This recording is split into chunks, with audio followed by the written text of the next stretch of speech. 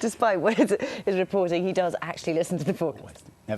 Never ignore them. The time is coming up to 25 minutes past 9. Good morning. Now, when Jane Dolby's husband died while out fishing, she had to face not only her grief, but also some serious financial repercussions.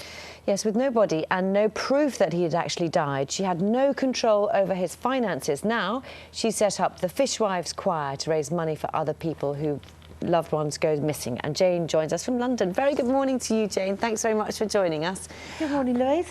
Just tell us a little bit about, we'll talk about your husband, shall we, first of all. What happened to him? Well, Colin went fishing as normal. It was a perfectly normal day. The sea was calm. There was no indication that the weather was going to be bad. And while he was out at work, a freak storm sprang up and his little trawler sank and he drowned. And he was lost at sea for almost a year. What has that meant for you? I mean, bad enough to lose him, but the ongoing not knowing. Yeah, well, the implications were sort of huge. I mean, you've obviously got all the emotional stuff going on, but then you've got all the impact of a death without a body, which of course I didn't know anything about before this happened to me. Without a body, you can't prove that somebody's dead. And when you've got joint bank accounts and credit cards and things like that, and it was Colin that used to take care of that side of things. And also, you know, I couldn't even cancel his mobile phone contract because all the authorities wanted to speak to the account holder. And of course he wasn't about, and I had absolutely no evidence. So on top of all the emotional implications, we were sort of financially devastated as well. And had it not been for very kind friends, neighbours and the Fishermen's Mission, I don't think we'd have survived.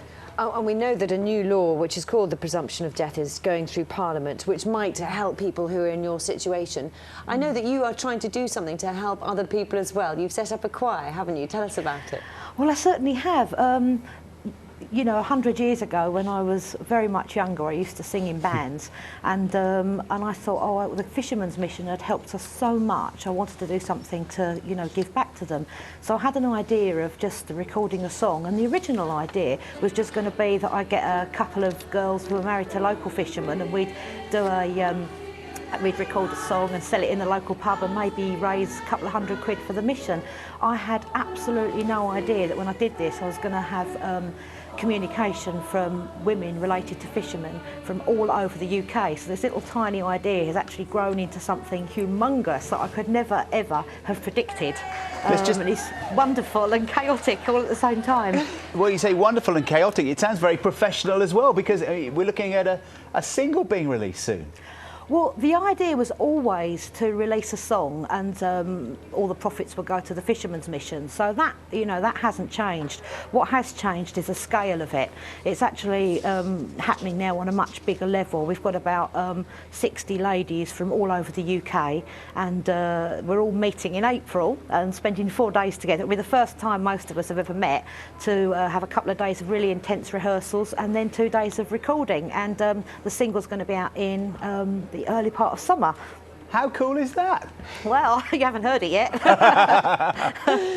Well, good luck with the single. I'm sure there'll be an album as well if you can manage it. It's called the Fishwives Choir. Jane, thank you very much for talking to us this morning. Thank you very much for having me. Take care. Great name as well, isn't it? And Jane's story is going to be featured on Inside Out East on Monday evening on BBC One, and viewers right across the UK will be able to see it later that night on the BBC iPlayer. Let's talk about another inspirational lady. We're hearing this week on Breakfast that more women than ever can expect to live to 100, but most of us won't expect to keep on working that long. Not so Dolly Saville, who is still pulling pints in the Red Lion in Wendell.